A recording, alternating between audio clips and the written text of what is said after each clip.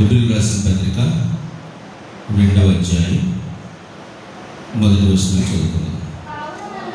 కావున మనము వినిన సంగతులను విడిచిపెట్టి కొట్టుకొని పోకుండానట్లు వాటి యందు మరి విశేష జాగ్రత్త కలిగి ఉండవలెను. ప్రార్థన చేసుకుందాం. సర్వాధికారి కృపల దేవునికి వందనాలు, స్తుతులు, స్తోత్రాలయ్యా. కష్టకాలం అంతా నీ మహాకృపను కాచి భద్రపరిచి మరి సజీవుగా నా తండ్రి నీ సన్నిధిలో బిడ్డించిన యోగ్యత బట్టి నీకు వందనాలు, స్తోత్రాలు. ఇదిగో తండ్రి ఈ 40 దినాల ధ్యాన కూడికలో మరొక దినాన్ని తండ్రి నేను పనులకు గవిగా పిలపడుచున్న నీ మందిర ఆవరణ చేరుగా నీ వాక్యం ద్వారా మీరు మాతో మాట్లాడాలి అయ్యా. అయోగుని అల్పుని అజ్ఞాని తండ్రి యోగ్యత లేని వాడిన ప్రభా నీ సన్నిధిని కొట్టివేసి అయ్యా నీవే ఈ వాక్యం ద్వారా మాతో మా అందరితో మాట్లాడి అయ్యా విన్న వాక్యాన్ని బట్టి మేము ఆత్మీయంగా బలపొంది నీ సన్నిధించి వెళ్ళి భాగ్యం దయచేయమని అయ్యా మరి వాక్యబోతున్న వాక్యంలో తండ్రి ఈ ఆత్మచేతనైన ప్రతి మాటని మేము అర్థం చేసుకోవడానికి నేను మా హృదయాలు తెరవమని మా రక్షకుడితో రాని ప్రభు యేసుక్రీస్తు నామమున చిన్న ప్రార్థన అడిగి వేడుకుంటున్నాం తండ్రి, ఆమేన్. హెబ్రీయులకు రాసిన పత్రిక మరి 2వ అధ్యాయం గడిచిన 2 రోజులు కూడా మొదటి అధ్యాయం మనం జ్ఞాపకం చేసుకున్నాం. మరి ఆ మొదటి అధ్యాయంలో మొదటగా దేవుడు తన పూర్వకాలంలో ప్రవక్తలతో మాట్లాడాడు. ఆ ప్రవక్తల కన్నా గొప్పవాడు వాక్యమయ్యేలా ప్రభు యేసుక్రీస్తు వారి విషయాన్ని, అదేవిధంగా 2వ దినాన్న మరి ఆనాడు దేవుడు ప్రవక్తలతో పాటు దూతలతో కూడా మాట్లాడేవాడు తన ప్రజలతో పాత నిబంధన కాలంలో. మరి ఆ దూతల కంటే గొప్ప శ్రేష్టమైన వాడు ఎవరంటే ప్రభువైన యేసుక్రీస్తు వారి విషయాన్ని జ్ఞాపకం చేసుకున్నాం. అంటే మొదటి అధ్యాయంలో దూతల కంటే ప్రవక్తల కంటే శ్రేష్టమైన వారుగా ఉన్నారంటే ప్రభువైన యేసుక్రీస్తు వారు ఉన్నారు. ఈ 2వ అధ్యాయం ప్రారంభంలోనే ఒక అద్భుతమైన మాట ఇక్కడ భక్తుడు రాస్తాడు. మొదటి మాట జ్ఞాపకం చేసుకుందాం, ఒకసారి చూద్దామా. కావున మనము వినిన సంగతులను, ఎవరట? కావున మనము వినిన సంగతులను విడిచిపెట్టి కొట్టుకొని పోకుండునట్లు వాటి యందు మరి విశేష జాగ్రత్త కలిగి ఉండవలెను. ఈ మొదటి వచనం జ్ఞాపకం చేసుకుంటే ఇక్కడ హెబ్రీ గ్రంథకర్త చెప్తున్న మాట 2 మాటలు జ్ఞాపకం చేస్తున్నాడు. మొదటి మాట ఏంటంటే అంటే మనం వినిన సంగతులు ఏం చేయకూడదట? విడిచిపెట్టకూడదు. మనము వినిన సంగతుల్ని విడిచిపెట్టకూడదు. అలా విడిచిపెట్టకూడదు అంటే ఏం చేయాలట? విశేషమైన జాగ్రత్తని కలిగి ఉండాలి. విశేషమైన జాగ్రత్తని కలిగి ఉండాలి. మనం వినిన సంగతుల్ని విడిచిపెట్టకూడదు. విడిచిపెట్టకుండా ఉండాలంటే ఏం చేయాలంటే విశేషమైన జాగ్రత్తని కలిగి ఉండాలి. ఒకవేళ మనం విన్న సంగతులు విడిచిపెడితే ఏమవుతుంది అనే విషయాన్ని 2, 3, 4 వచనాల్లో గ్రంథకర్త ఏం చేస్తాడంటే వివరిస్తూ వస్తున్నాడు. మొదటి మాటగా ఏమంటున్నాడంటే మనం ఏ సంగతులనైతే ఏ మాటలైతే వింటున్నామో వాటిని విడిచిపెట్టకండి అయ్యా. అవి విడిచిపెట్టకుండా ఉండాలంటే మీరు చాలా జాగ్రత్తగా ఉండాలి అంటున్నాడు. ఒకవేళ వాటిని విడిచిపెడితే ఏమవుతుంది? ఆ విడిచిపెట్టడం వలన జాగ్రత్త లేకుండా నిర్లక్ష్యంగా ఉంటే ఏం కోల్పోతామనే విషయాన్ని 2వ వచనంలో, 3వ వచనంలో, 4వ వచనంలో గ్రంథకర్త ఏం చేస్తారంటే వివరిస్తూ వస్తున్నాడు. ఇప్పుడు మొదటి వాక్యాన్ని మనం అర్థం చేసుకున్నాం. ఏమని? మనం విన్న మాటలని సంగతులు ఏం చేయాలి? విడిచిపెట్టకుండా జాగ్రత్తగా పట్టుకోవాలి. అలా పట్టుకోవాలంటే మనకి ఏముండాలంటే విశేషమైన జాగ్రత్త ఉండాలి. ఒకవేళ విడిచిపెడితే, విన్న వాటిని విడిచిపెడితే, అజాగ్రత్తగా నిర్లక్ష్యంగా దాటిని మనం చూడగలిగితే ఏం కోల్పోతాము అనే విషయాన్ని 2వ వచనంలో చెప్తున్నాడు. చదువుతాం, 2వ వచనం చూద్దాం. ఎందుకనగా దేవదూతల ద్వారా పలకబడిన వాక్యము స్థిరపరచబడినందున ప్రతి అతిక్రమమును అవిధేయతయు న్యాయమైన ప్రతిఫలము పొంది ఉండగా. ఆగనమ్మ. మొదటి వచనంలో ఏం చెప్తున్నా అంటే మనము వినిన సంగతులు ఏం చేయాలి? విడిచిపెట్టకండి. విడిచిపెడితే మీకు చాలా నష్టం, కాబట్టి జాగ్రత్తగా ఉండండి. ఇప్పుడు 2వ వచనం వచ్చేసరికి మళ్ళీ ఏం చెప్తాడు? ఎందుకే మనం విన్న సంగతులు ఏంటి చెప్పాలి. మనని విన్న సంగతులు ఏం చేయకూడదు? మనం విడిచిపెట్టకూడదు. అంటే మనం ఏం చేసాం? కొన్ని సంగతుల్ని విన్నామా లేదా? విన్నాం. ఎందుకంటే ఏ సంగతులు విన్నాం? ఏ సంగతిని విడిచిపెట్టకూడదు? ఏ సంగతి గురించి జాగ్రత్తగా ఉండాలి అంటే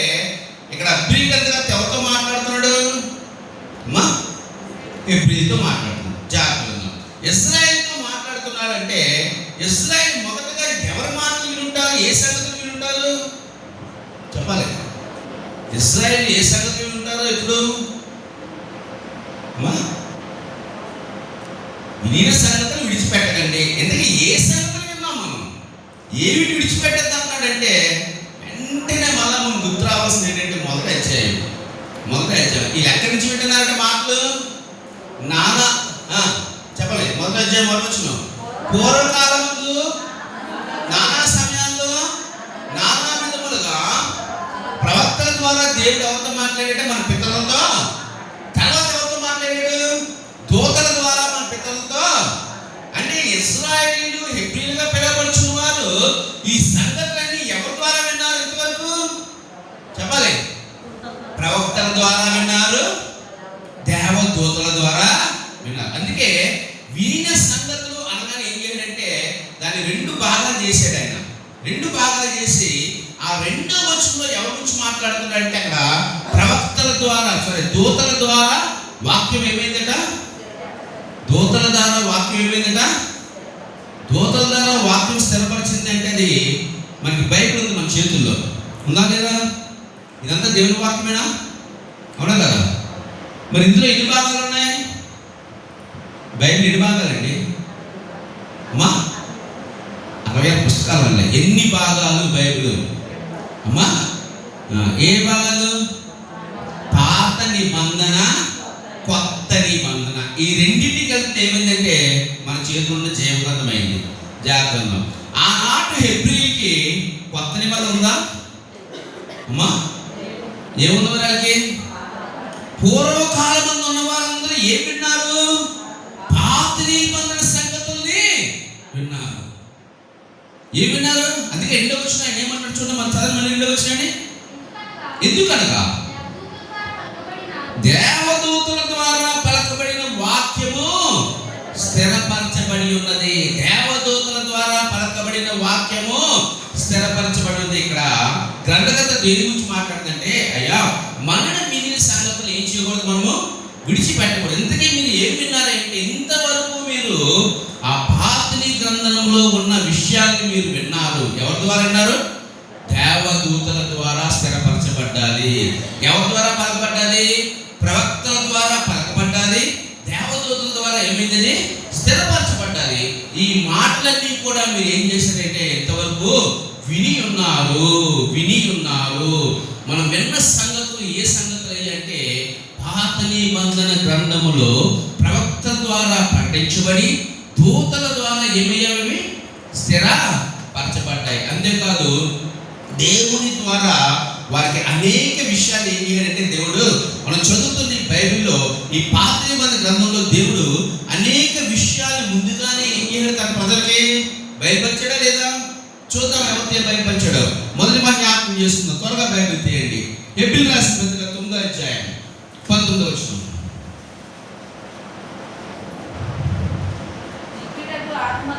అమ్మా నిత్యుడగు ఆత్మ ద్వారా అమ్మా కాదు. హెబ్రీ 9:19 అమ్మా ధర్మశాస్త్ర ప్రకారము మోషే ప్రతి ఆజ్ఞను ప్రజలతో చెప్పిన తర్వాత, ప్రజలతో ఎవరు చెప్పారట చెప్పాలి అంటే ఈ సంగతులు ప్రజలు విన్నారా లేదా? ఎవరి ద్వారా విన్నారట? మోషే ద్వారా ధర్మశాస్త్రాన్ని ఏం చేయాలంటే దేవుడు ప్రజలకు ఇచ్చారు. అందులో ఏమున్నాయి? దేవుని మాటలు ఉన్నాయి, దేవుని ఆజ్ఞలు ఉన్నాయి, దేవుని కట్టడలు ఉన్నాయి. ఆ వినిన వాటిని మీరు ఏం చేయాలి? ఇప్పుడు విడిచిపెట్టి పోకూడదు. మొదటిగా ఏం పరిచయం చేస్తుందంటే పాత గ్రంథము ద్వారా దేవుడు చెప్పిన సంగతుల గురించి గ్రంథకర్త రాస్తున్నాడు. మరి పాత నిబంధన ద్వారా దేవుడు ఏ మాటలు పలికాడు అంటే మోషే ద్వారా ధర్మశాస్త్రాన్ని ఇచ్చాడు, 10 ఆజ్ఞలు ఇచ్చాడు. అంతేకాదు దేవుని ఎలా ఆరాధించాలో నిబంధనలు ఇచ్చాడు. బలియాగానికి కావాల్సిన ప్రతి అవసరమైన ఏం చేయడైనా ప్రతిదీ కూడా ఏం చేయడైనా తన దాసుడు లేదా తన నాయకుడుగా పిలబడుతున్న మోషే ద్వారా ఏం చేయడైనా వారికి చెప్పవలసిన విషయాలన్నీ కూడా ఏం చెప్పాడైనా అంటే మీరు సంగతులు విన్నారా లేదా? అంటే పాత పాత నిబంధన గ్రంథం అనేది దేవుడు తన సేవకుడైన మోషే ద్వారా ధర్మశాస్త్రాన్ని ఇచ్చి వారికి కొన్ని ఆజ్ఞల్ని కట్టలు ఏం చేయాడైనా ఇస్తూ వచ్చాడు. ఇంకా ఎవరి ద్వారా ఇచ్చాడంటే చూద్దాం, వాక్యం చదువుకుందాం. ఇంకా అపోస్తలుల కార్యం 7వ అధ్యాయం 53వ వచనం. అపోస్తలుల కార్యం 7వ అధ్యాయం 53వ వచనం.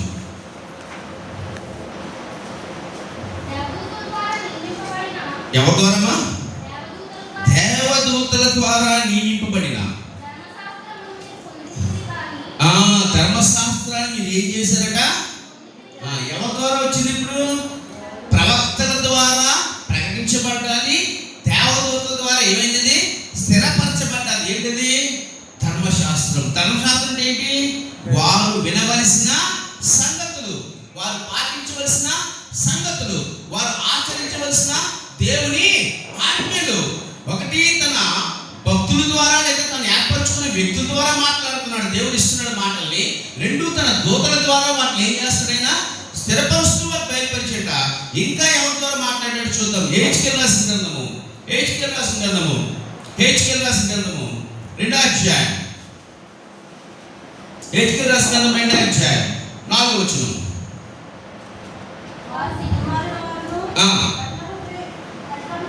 వారు సిగ్గుమారిన వారును కఠిన హృదయులై ఉన్నారు, వారి యొద్దకు నేను నిన్ను పంపుచున్నాను.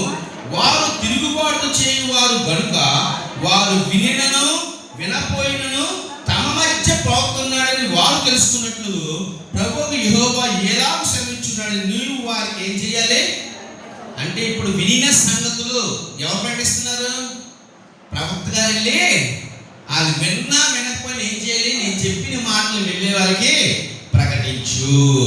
ఈ 2వ వచనంలో దేని గురించి మాట్లాడుతున్నాడు భక్తుడు అంటే, మనం ఇంతవరకు మీరు విన్న సంగతులన్నీ కూడా ఎక్కడి నుంచి విన్నారంటే, మోషే ద్వారా రాబడిన ఆ ధర్మశాస్త్రపు ఆజ్ఞలు మీరు విన్నారు, ప్రవక్తల ద్వారా నానా సమయాల్లో దేవుడు చెప్పిన మాటల్ని మీరు విన్నారు. అంతేకాదు దూతల ద్వారా స్థిరపరచబడిన మాటలు కూడా మీరు విన్నారు. ఇవన్నీ కలిపి ఏమైందంటే పాత నిబంధన. మరి పాత నిబంధన సంగతులు మీరు విన్నారు. మరి విని సంగతులు ఏం చేయకూడదు చెప్పాలి.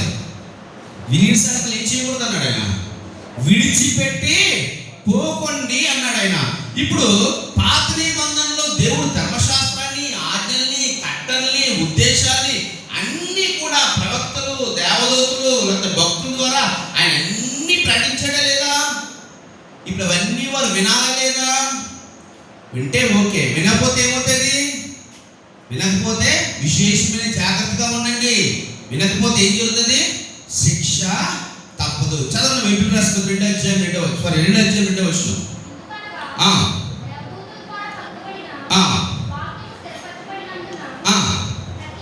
చాలా అండి. మొదట ఏమన్నాడంటే దేవదూతల ద్వారా వాక్యం అంటే స్థిరపరచబడ్డది. అదేంటిది? పాత నిబంధన గ్రంథము. ఈ పాత నిబంధన దేవుడు స్థిరపరిచాడు, మీరు ప్రకటించాడు. మొదటి వచనం ఏమన్నాడంటే, మీరు వినిన సంగతులు మీరు ఏం చేయొద్దు, విడిచికొట్టి పోకుండా జాగ్రత్తగా ఉండండి అన్నాడు. ఇప్పుడు వాళ్ళు విన్న సంగతులన్నీ ఏంటో ఇక్కడ రాశాడు. ఇప్పుడు వాటిని వినకపోతే ఏమవుతుందో చదువు వచ్చినండి. అతిక్రమం అంటే ఏంటి చెప్పాలి. అతిక్రమం అంటే చెయ్యమన్నది చెయ్యకపోవడమే. అంటే ఈ సంగతులన్నీ మోషే ద్వారా చెప్పాడు, ప్రవక్తల ద్వారా చెప్పాడు, దేవదూతల ద్వారా చెప్పాడు. ఆ గ్రంథానంతా మీ చేతుల్లో పెట్టాడు. అన్ని విషయాలు మీకు తెలుసు. ఒకవేళ మీరు విన్న ఈ సంగతులు కానీ మీరు విడిచిపోయి కొట్టుకుని పోకుండా వారు జాగ్రత్తగా ఉండండి. ఒకవేళ కానీ మీరు ఆ సంగతిని విడిచిపెట్టి మీకు నచ్చినట్టుగా మీ బతికితే మీరేమవుతారు? అతిక్రమం చేసిన వారు అవుతారు. ఇంకేమవుతారు? అవిధేయులు అవుతారు. అవిధేయులు ఏంటి? చెప్పిన పని చేయకపోతే ఏమంటారంటే అవిధేయులు అంటారు. చెప్పినది చేయకపోతే ఏమంటారంటే అతి క్రమము అంటారు. అంటే ఎలా చేయవలసింది వేరేగా చేశారనుకోండి, అది అతి క్రమాన్ని దాటినట్టుగా. చెప్పింది చేయకపోతే దాన్ని ఏమంటారంటే అవిధేయత. మీరు విన్న సంగతులన్నీ కూడా మీరు ఒకవేళ వినకపోతే, అవిధేయత చూపిస్తే, అతిక్రమం చూపిస్తే ఏం జరుగుతుందట? చదమ్మా. న్యాయమైన అంటే ఒకవేళ మీరు విన్న సంగతుల ప్రకారం నడుచుకోపోయినా, అతిక్రమంగా బిహేవ్ చేసినా, అవిధేయత చూపినా ఏమవుతుందట? న్యాయమైన ప్రతిఫలం. అంటే అర్థం ఏంటి? నువ్వు చేసిన దానికి శిక్ష అనుభవిస్తావు. అంటే ఆ పాత నిబంధన గ్రంథాన్ని దేవుడు ప్రవక్తల ద్వారా ఇచ్చాడయ్యా. మోషే లాంటి గొప్పవారి ద్వారా వాటిని స్థిరపరిచాడయ్యా. దేవదూతల వంటి వారు వచ్చి ప్రకటించాడయ్యా. ప్రవక్తలు ఆయా సందర్భాల్లో వచ్చి మీరు విన్నా వినపోయిన ఆ సంగతులన్నీ మీకు ఏం చేశారు? వాళ్ళు బహిర్గతం చేశారు. ఒకవేళ మీరు ఆ సంగతులు వినకపోతే దేవుడు ఏం చేయడు తెలుసా? మీకు న్యాయమైన తీర్పుల్ని తీరుస్తూ వచ్చాడు. ఇదంతా జరిగిందా, జరగవలసిందా? చెప్పడమ్మా, చెప్పడమ్మా.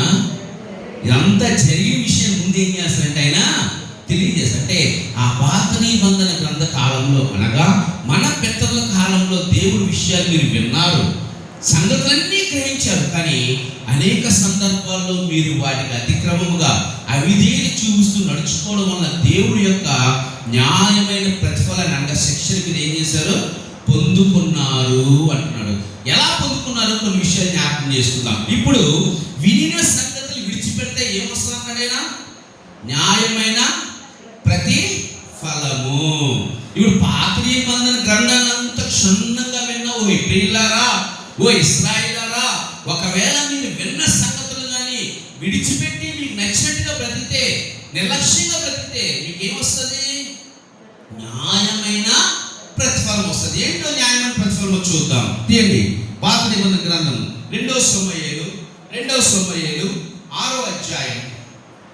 2 సమూయేలు 6వ అధ్యాయం 6వ వచనం.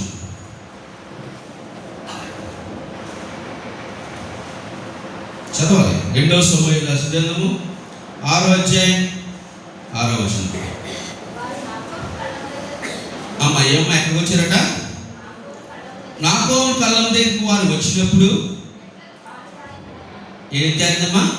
ఎడ్లకు కాళ్ళు జారినందున ఉజ్జా చేయి చాపి దేవుని మందసాన్ని పట్టుకొనగా యెహోవా కోపము ఉజ్జా మీద రగులుకొనెను.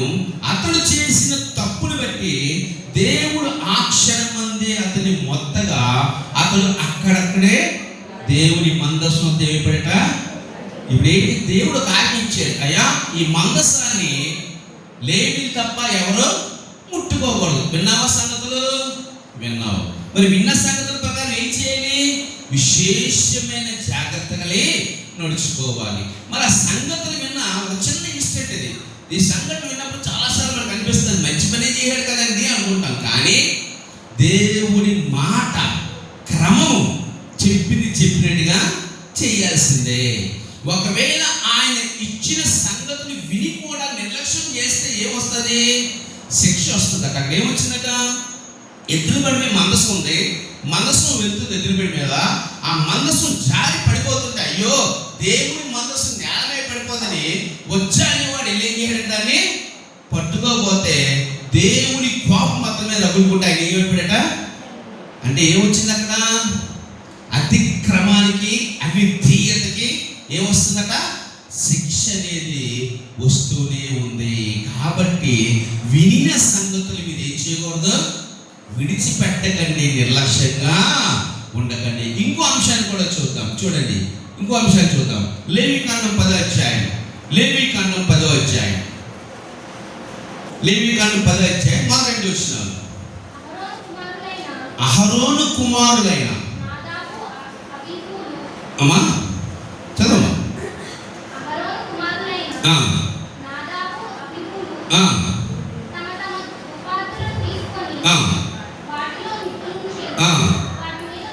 వాటి మీద ధూపద్రవ్యం వేసి యెహోవా తమకు ఆజ్ఞాపించని వేరొక అగ్నిని ఆయన సన్నిధికి తేగా. ధూపద్రవ్యంలో వేయవలసిన అగ్నిని దేవుడు సిద్ధపరిచిన అగ్ని కాకుండా వేరొక, అక్కడ వాళ్ళని అగ్ని వేసారు లేదా? ధూపం ఎదుగుతుందా లేదా? కానీ అక్కడ దేవుడు ఏర్పాటు చేసిన అగ్ని కాకుండా వేరొక అగ్నిని వేసి ఎవరు వచ్చారంటే? ఎవరు వచ్చారా? అహరోను కుమారులు ఏలియాదు అబీహు వచ్చారట. నెక్స్ట్ చూద్దామా. నాదాబు అబీహు యెహోవా సన్నిధి నుండి అగ్ని బయలుదేరి వారిని కాల్చివేసెను. వారు యెహోవా సన్నిధిని ఏమి పేరట అంటే ఇప్పుడు దేవుని ఆరాధన చేయట్లేదా చెప్పాలి. వాళ్ళు ఎక్కడ వేస్తారు అగ్ని? ప్రత్యక్ష. సో దేవుడు చెప్పిన పనే చేస్తున్నారు, కానీ చెప్పినట్టుగా అంటే విన్న సంగతులు విడిచిపెట్టి, దేవుడిచ్చిన క్రమాన్ని విడిచిపెట్టి, దేవుడిచ్చిన చెయ్యమని చేయడం మానేసి నీవు ఏమి చేసినా సరే ఏం పొందుకుంటామట? శిక్షని. వాళ్ళిద్దరూ అహరోను కుమారులండి. అహరోను అంటే ఎవరు? మోషే యొక్క అన్నగారు. దేవుడి ద్వారా ప్రధాన యాజకుడిగా మొదటిసారిగా అభిషేకించబడి ఏఫోదును ధరించిన వాడు ఎవరంటే అహరోను. అలాంటి అహరోను కుమారులే కదా. అయ్యో మన పాస్టర్ గారి పిల్లలే కదా, మొదటి యాజకుడు కదా, మొదటిసారిగా దేవుడికి ప్రతిష్ఠింపని వాడు కదా అని దేవుడు ఎక్కడ ఆలోచన చేశారా? లేదు లేదు. ఈ రెండవ వచనంలో గ్రంథకర్త ఏమన్నాడే అంటే, అయ్యా ఆ పాత నిబంధన కాలాన్ని మీరు ఎరిగి ఉన్నారు, మీ పితరుల ప్రవక్తల ద్వారా విన్న మాటలు ఉన్నాయి. మీ పితరుల ప్రవక్తల ద్వారా మాత్రమే కాదు, దూతల ద్వారా అనేక మాటలు విన్నారు, మోషే ద్వారా ధర్మశాస్త్రాన్ని పొందుకున్నారు, దేవుడు చెప్పిన సంగతులన్నీ మీరు విన్నారు. ఒకవేళ ఆ సంగతుల విషయంలో మీరు జాగ్రత్తగా లేని ప్రతిసారి ఏం పొందుకున్నారు? మీరు న్యాయమైన ప్రతిఫలాన్ని పొందుకున్నారు. చూడండి, న్యాయాధిపతులు రాసిన గ్రంథము, న్యాయాధిపతులు రాసిన గ్రంథం 3వ అధ్యాయం, న్యాయాధిపతులు రాసిన గ్రంథము 3వ అధ్యాయం 12వ వచనం.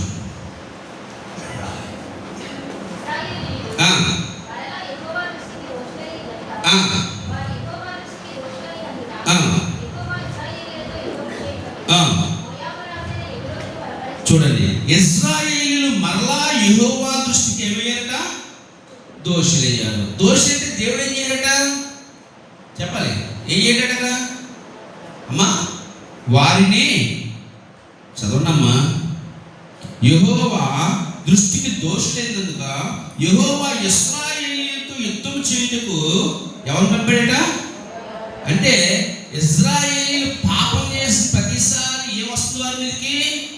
శ్రమ అనేది ఎవరు పంపిస్తున్నారు? ఇక్కడ దేవుడే పంపిస్తున్నాడు. అంటే పాత నిబంధన కాలాన్ని, ఆ కాలంలో ఉన్న పరిస్థితులు ఇక్కడ ఏం చేస్తుంటే గ్రంథకర్త మొదటిగా ఆ 2వ వచనం వివరిస్తూ, అయ్యా మన పితరులైన ప్రవక్త ద్వారా మనం అనేక విషయాలు తెలుసుకున్నాం, అదేవిధంగా దేవదూతల ద్వారా అనేక మాటలు స్థిరపరచబడిన వాటిని మనం గ్రహించాం, మోషే ద్వారా ధర్మశాస్త్రాన్ని ఆజ్ఞల్ని కట్టలు కూడా విన్నాం.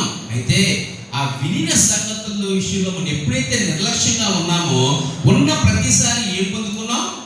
శిక్షని పొందుకున్నాం. కొంతమంది ప్రాణాన్ని కోల్పోయారు, మరి కొంతమంది శ్రమలు గుండా వెళ్ళారు. ఇదంతా ఎప్పటి విషయం? ఇది చెప్పాలి, పాత నిబంధన విషయం. ఇప్పుడు మరి ఆ సంగతులే విన్నామంటే ఆ తర్వాత మళ్ళా ఏమొచ్చింది? క్రొత్త నిబంధన. చూడండి, 3-4 వచనాలు చదువుకుందాం ఇప్పుడు.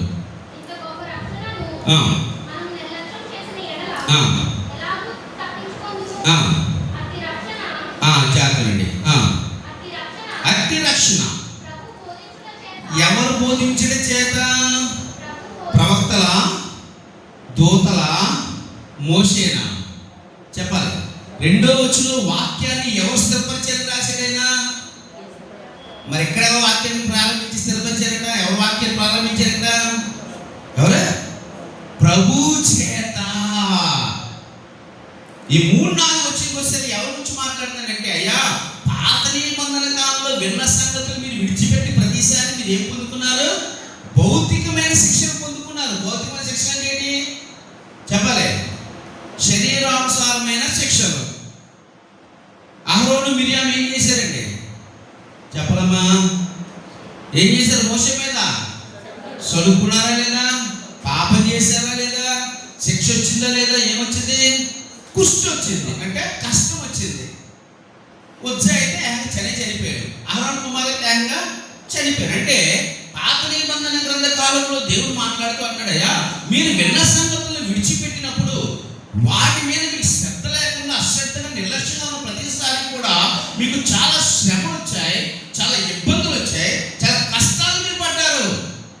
మరి ఈనాటి కాలంలో దేవుడు ప్రవక్తలతో మాట్లాడుతున్నాడా? మొదటి వర్షం చదివాం. మొదటి వర్షం ఏం చదువు? పూర్వకాలమందు మాట్లాడినది ఇప్పుడు తన కుమారుడి ద్వారా. అంటే ఇక్కడ కూడా మాట్లాడుతుంది ఇద్దరు. మొదటి మాట్లాడిన వారు ఎవరయ్యా అంటే ప్రవక్తలు, దేవదూతలు, మోషే, ధర్మశాస్త్రం. వీళ్ళందరూ ఎవరండి? పాత నిబంధన కాలం. మరి ఇప్పుడు ఎవరు మాట్లాడుతున్నారట? కుమారుడి ద్వారా మాట్లాడుతున్నారంటే మీరు ఆ మాటలు వింటే ఒక శిక్ష పొందుకున్నారు కదా. మరి ఇప్పుడు మాట్లాడుతుంది ఎవరయ్యా అంటే ఎవరంటే చదవమ్మా. ప్రభు బోధించుట చేత. ఎవరా ప్రభు? 1:10 చేశాడు కదా. ప్రవక్తల కంటే శ్రేష్ఠుడు, దూతల కంటే శ్రేష్ఠుడు, సర్వ సృష్టికి ఆదివాడు, ఆదిందు వాక్యమైన వాడు, శరీరధారిగా భూమి మీదకి వచ్చిన వాడు, తండ్రి ద్వారా కుమారుడిగా ఎంపిక చేయబడిన వాడు, ఆయనే భూమి మీదకి వచ్చి బోధించిన చేత ఆరంభమైంది. ఏం ఆరంభమైంది అంటే ఇర్మియా రాసిన గ్రంథము 31:31. ఇర్మియా రాసిన గ్రంథము 31:31.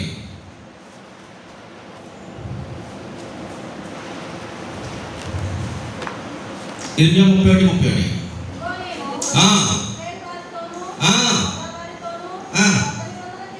చాలా జాగ్రత్త. ఎవరితో చేస్తారమ్మా? అన్యులతోనూ, ఐగుప్తులతోనూ, అశ్షూరీయులతో చేస్తాడా? ఎవరితో చేస్తాడా? ఇశ్రాయేలు వారితోనూ, యోధా వారితోనూ క్రొత్త నిబంధన చేయు దినములు వచ్చుచున్నవి. క్రొత్త నిబంధన అంటే అయ్యా మీరు పాత నిబంధనలో భక్తుల మాట వినకపోతేనే శిక్షలు పొందుకున్నారు కదా. ఇప్పుడు ఆ పాత నిబంధన కంటే శ్రేష్టమైన ఇంకో నిబంధన వచ్చింది. ఏంట నిబంధన? క్రొత్త నిబంధన. ఈ నిబంధన ఎవరి ద్వారా ప్రారంభించబడ్డదంటే కుమారుడు బోధించుట చేత ప్రారంభించారు. దేవదూతల మాటలు విన్న వాటిని పాటించకపోతేనే శిక్షణ పొందుకున్నారు కదా. మరి కుమారుడే వచ్చి క్రొత్త నిబంధన తీసుకొచ్చి పాత నిబంధన కంటే శ్రేష్టమైన మరి ఒక నిబంధన నీ ముందు పెట్టాడు. అది ఎవరు పెట్టారంటే ప్రభు అయిన యేసుక్రీస్తు వారు ఏం చేశారంటే బోధించుట చేత ప్రారంభమైంది. ప్రారంభం అయ్యింది. చూద్దాం ఎలా ప్రారంభమైందో. తీయమ్మా మార్క్స్ వార్త మొదటి వచ్చాను, మొదటి అధ్యాయం 14-15 వచనాలు.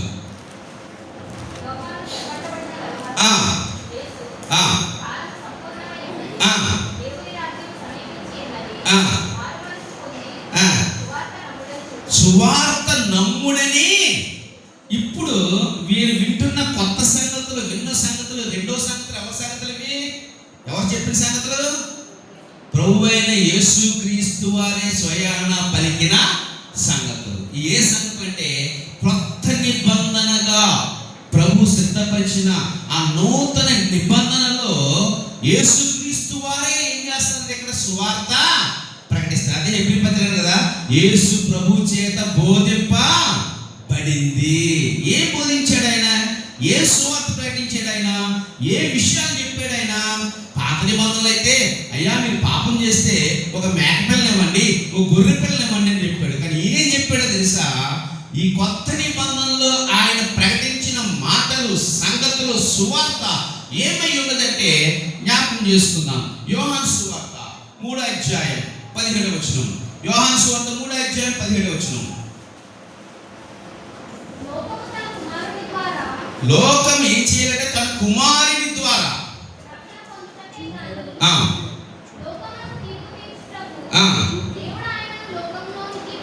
చూడండి, లోకము తన కుమారుని ద్వారా ఏం పొందుకోవాలట చెప్పలే.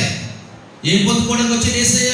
ఇవ్వడానికి, రక్షణను ఇవ్వడానికి వచ్చాడు. అంటే ఇప్పుడు ఆయన సువార్త ఏ సువార్త చెప్పాలమ్మా? మనల్ని రక్షించే రక్షణ సువార్త. పాత నిబంధనలో భౌతికంగా నిన్ను శిక్ష నుంచి గురి చేసే విషయాలే విన్నావు. వాటిని విడిచిపెట్టి ప్రతిసారి మేమైపోయావు, శ్రమపడైపోయావు. కానీ కొత్త నిబంధనలో పాత నిబంధనని సంపూర్తిగా చేసి నిర్వర్తించిన యేసుక్రీస్తు ద్వారా వచ్చిన ఈ కొత్త నిబంధనలో యేసుక్రీస్తే తన సువార్త చెప్తున్నాడు. ఏ సువార్త అంటే ఆయన ద్వారా మనందరూ ఏం పొందుకోవాలట? రక్షణ పొందుకోవాలని చెప్పి ఆయనే తన మాటలు ఏం చేయాలంటే మనకి ప్రకటిస్తూ వచ్చాడట. ఇంకా ఏం ప్రకటించడం చూద్దాం. ఎఫెసీ రాసిన పత్రిక 1వ అధ్యాయం ఎఫెసీయులకు రాసిన పత్రిక 1వ అధ్యాయం 13వ వచనం.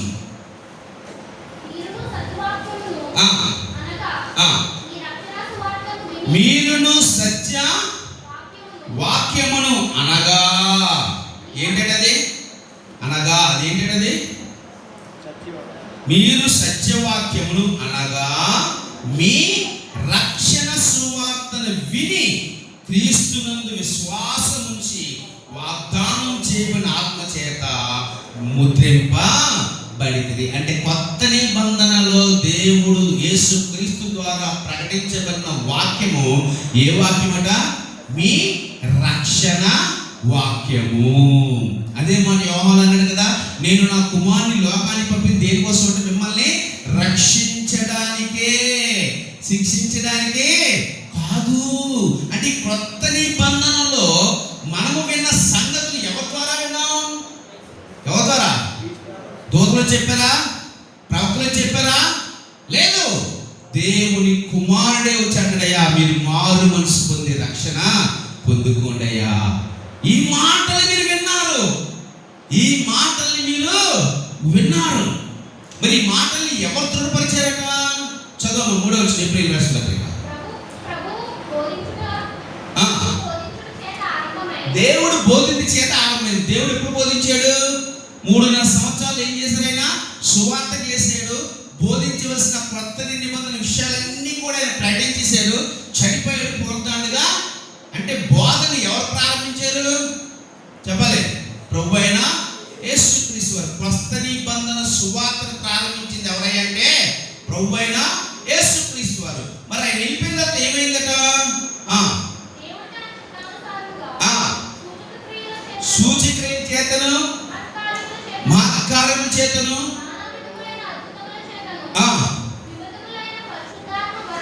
వివిధమైన పరిశుద్ధాత్మ వరముల చేతను, అనుగ్రహించుల చేతను వారితో కూడా సాక్ష్యం ఇచ్చుచుండగా వినిన వారి చేత మనము, అంటే వారితో కూడా సాక్ష్యం ఇచ్చుచుండగా అంటే ఆ యేసుక్రీస్తు వారు సువార్త ప్రకటించినప్పుడు విని వాటిని ఏం చేశారు? మరి కొంతమంది ప్రకటిస్తూ వచ్చారు. ఎవరు?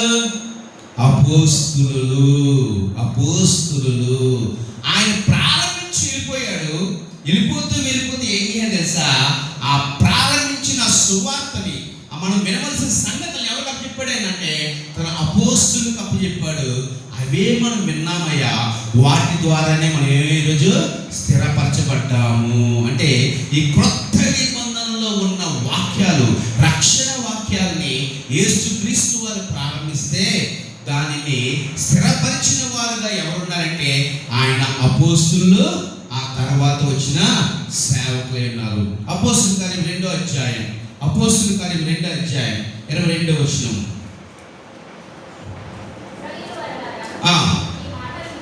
ఎవరమ్మా? ఇశ్రాయేలీయుల వారలారా, ఓ హెబ్రీయులారా, ఈ మాట వినండి. దేవుడు నజరేయుడైన యేసు చేత అద్భుతములను, మహత్కార్యములను, సూచక్రియలను మీ మధ్యన చేయించి ఆయనను తన వలన మెప్పు పొందిన వానిగా మీకు కనపరచును. ఇదే మీరు ఎరుగుదురు. ఎవరు స్థిరపరుస్తున్నారు ఇప్పుడు సువార్తని? ఆదిమ అపోస్తులు స్థిరపరుస్తున్నారు. ఎవరి మధ్య అంటే ఆనాటి ఇశ్రాయేలు మీద స్థిరపరుస్తున్నాయా. దేవుడు తన కుమారుని పంపి ఆయన ద్వారా మహిమను పొందుకున్నారని మీరు కల్లారా చూశారు. దానికి మేమే సాక్షులుగా ఉన్నాం. చూడండి, ఏదో అపోస్తుల కార్యము 2వ అధ్యాయం 40-41 వచనాలు చదువుకుందాం. ఇంకను అనేక విధమైన మాటలతో సాక్ష్యం ఇచ్చి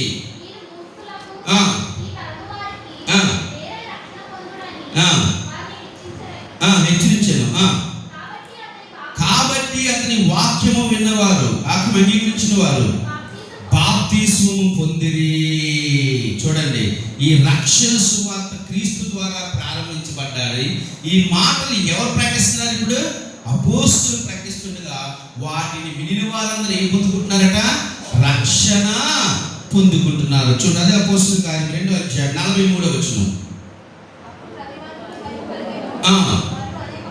అనేక మహత్కార్యములను, సూచక్రియలను అపోస్తుల ద్వారా దేవుడు ఏం చేయాడట?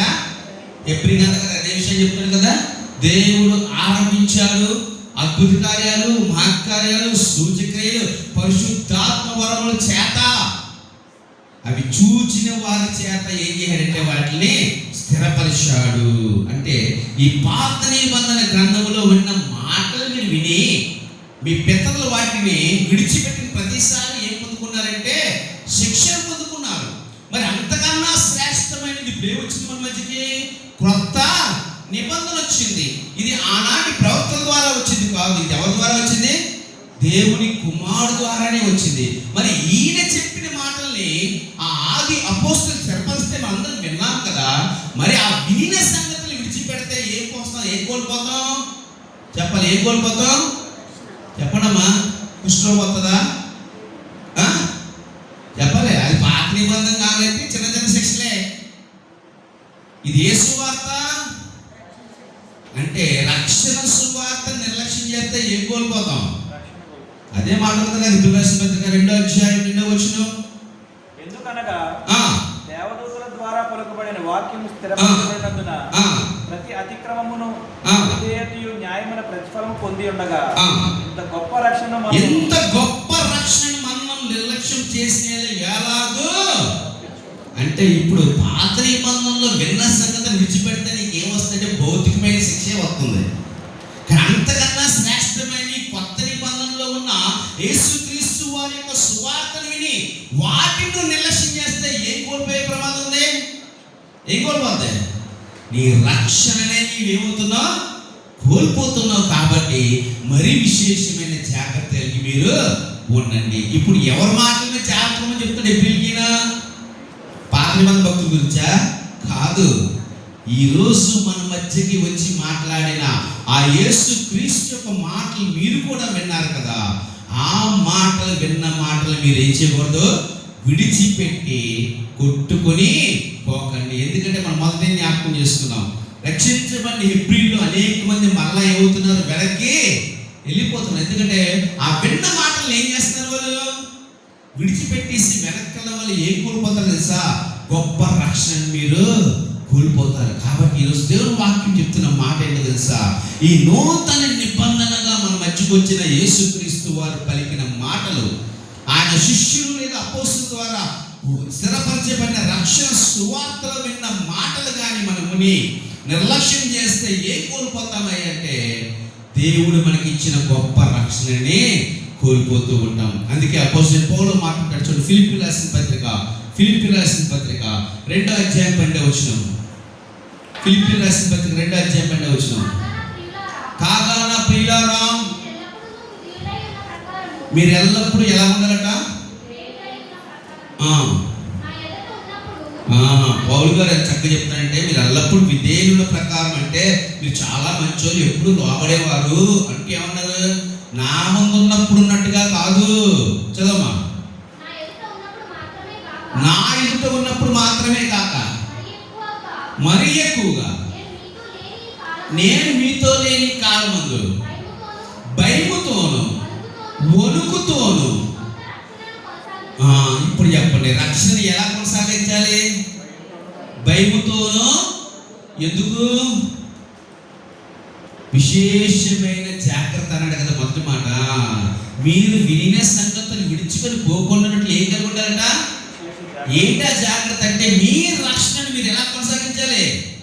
భయముతోను వణుకుతోను కొనసాగించండి. దేనికి భయపడాలి? దేవుని వాక్యానికి భయపడాలి. దేవుడు చెప్పిన పనులను చేయడానికి భయపడాలి. ఒకవేళ దేవుడి యొక్క చిత్తానికి వ్యతిరేకంగా నడిస్తే మనకి ఏం రావాలి? వణుకు రావాలి. అంటే మీ రక్షణను మీరు విన్న సంగతుల మీద ఆధారపడాలి.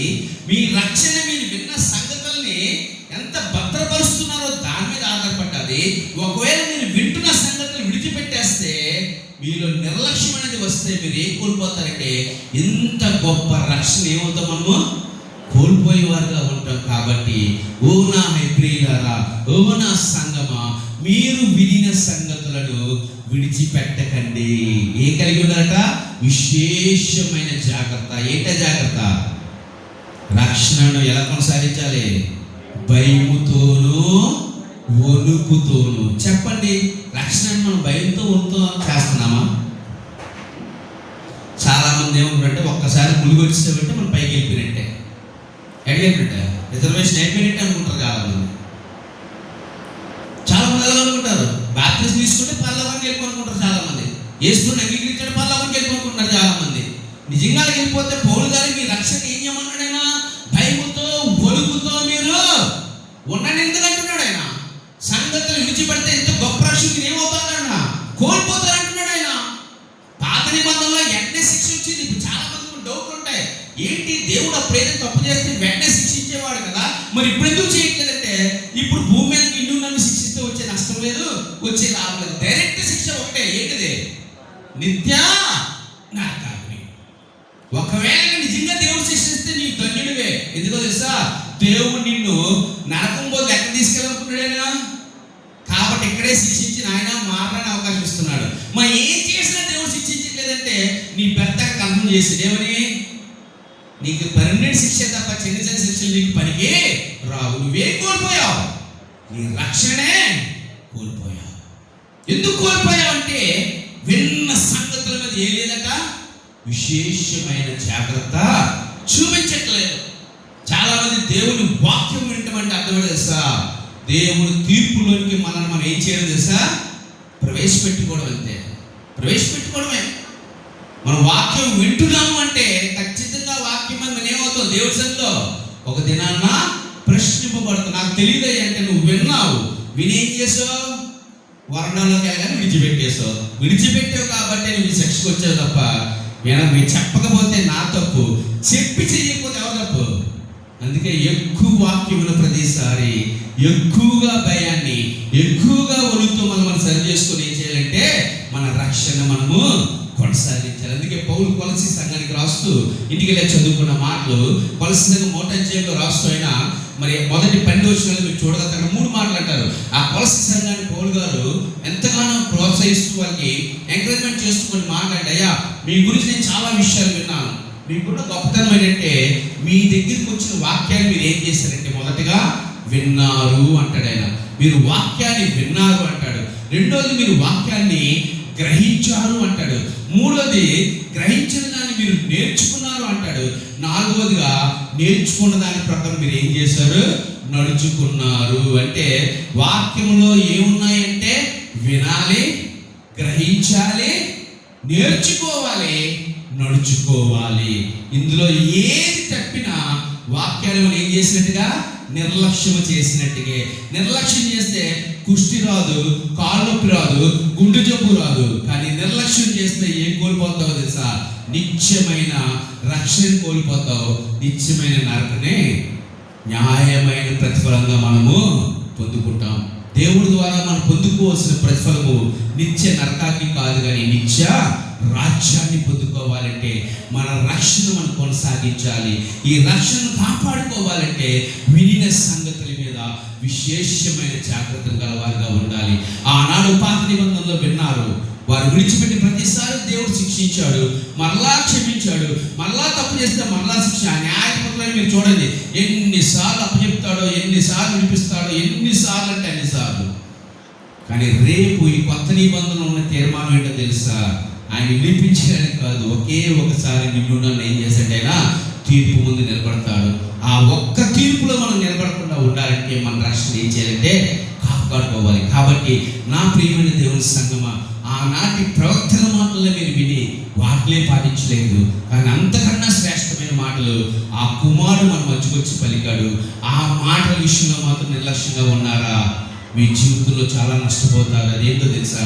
గొప్ప రక్షణ సువార్తను, రక్షణ జీవితాన్ని, నిత్య స్వాస్థాన్ని, పరలోకాన్ని కోల్పోయిన వారు ఉంటారు. కాబట్టి మరీ విశేషంగా మీరు జాగ్రత్త కలిగి ఉండండి అనే విషయాన్ని ఆ మొదటి 4 వచనాల్లో మరి భక్తుడు ఆనాటి హెబ్రీయులతో ఈనాటి మనతో కూడా ఆయన మాట్లాడుతున్నాడు. కాబట్టి విశేషమైన జాగ్రత్త అంటే జాగ్రత్తగా దేవుని వాక్యాన్ని విందాం. విన్న దాంట్లో సత్యాన్ని ఏం చేయాలి?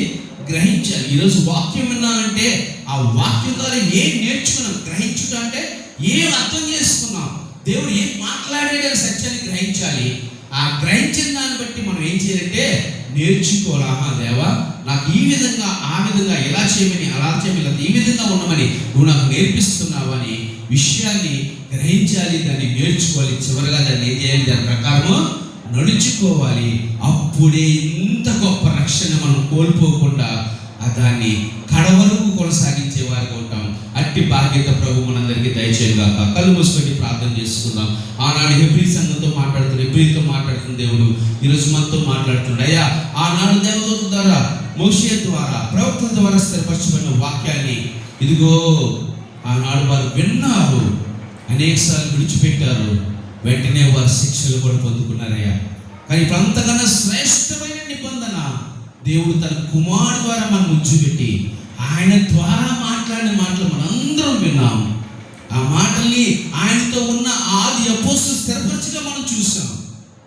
ఈరోజు ఆ మాటలు నిర్లక్ష్యం చేయొద్దు. ఎందుకంటే ఆ మాటలు రక్షణ వాక్యమై ఉంది. ఆ సువార్త రక్షణ సువార్త ఉంది. కాబట్టి ఆ వాక్యాన్ని మీరు విడిచిపెట్టకండి అయ్యా. ఆ వాక్య విషయంలో నిర్లక్ష్యంగా ఉండకండి అయ్యా. ఆయన పలికిన మాటలో నిర్లక్ష్యంగా ఉండద్దు. ఇదిగో వాటిని మీరు కాపాడుకోండి అయ్యా. భయముతో, వణుకుతో విన్న వాటిని గ్రహిస్తూ, నేర్చుకుంటూ, నడుచుకునే వారిగా ఉండండి. ఇదిగో గొప్ప రక్షణ మీకు దేవుడు ఇచ్చున్నాడని దేవుడు వాక్యం సెలవిస్తుంది. నా ప్రియమైన సంఘం, ఈ రాత్రి మనతో మాట్లాడుతున్న దేవుని బట్టి అయ్యా, ఈ గొప్ప రక్షణ బహుమానంగా ఇచ్చావు, ఉచితంగా ఇచ్చావు తండ్రి. దీన్ని కాపాడుకోవాల్సిన బాధ్యత నా మీద ఉందయ్యా. అది విడిచిపెట్టుకుని నేను పోకుండానైనా, ఈ భాగ్యాన్ని నేను విడిచిపెట్టుకుని ఉండాలంటే నేను ఎంతో విశేషమైన జాగ్రత్తగా నేను ఉండాలి. ఆ జాగ్రత్త నాకు దయచేయని నేను ప్రార్థన చేసుకున్నాను. సర్వకాలిక పొందడానికి వందనాలు, స్తోత్రాలయ్యా. ఇంతవరకు మాతో ఉన్నందుకు, మాతో మాట్లాడడం నీకు వెళ్ళి స్తోత్రాలు. నీ వాక్యం ద్వారా మనం బలపరుచుకుందుకు, నీ వాక్యం ద్వారా మనం స్థిరపరచుకుందుకు, నీ వాక్యం ద్వారా మమ్మల్ని హెచ్చరిస్తున్నా తండ్రి. అయ్యా, నీ ద్వారా ప్రారంభించబడిన ఈ రక్షణ సువార్త అనే వాక్యాన్ని నా తండ్రి, ఆ మాటలను విని ఆయన విడిచిపెట్టి నేను నిర్లక్ష్యంగా ఉండకుండా నేను ఆ మాటలో స్థిరపడే వారిగా ఉండాలని ఆశపడుతున్నాను. అట్టి రీతిగా మేమందరం ఉండడానికి నీ ఆత్మ సహాయం దయచేయండి. నీ వాక్యం స్థిరపరిచి నీ రక్షణలో నైనా, నీ సన్నిధిలోనైనా, నిత్య జీవులు నీతో భాగస్వాములుగా నిలబడే ఆ గొప్ప ఆధిక్యతలు మాకు కూడా దయచేయండి. దేవా, ఈ లోకాన్ని ప్రేమించి వెనక్కి వెళ్ళిపోయినట్టుగా నేను మేము ఈ లోకంలో మళ్ళా వెనక్కి వెళ్ళిపోయినా, ఈ రక్షణ కోల్పోయే వారిగా మేము వండుకుంటాను ప్రభు.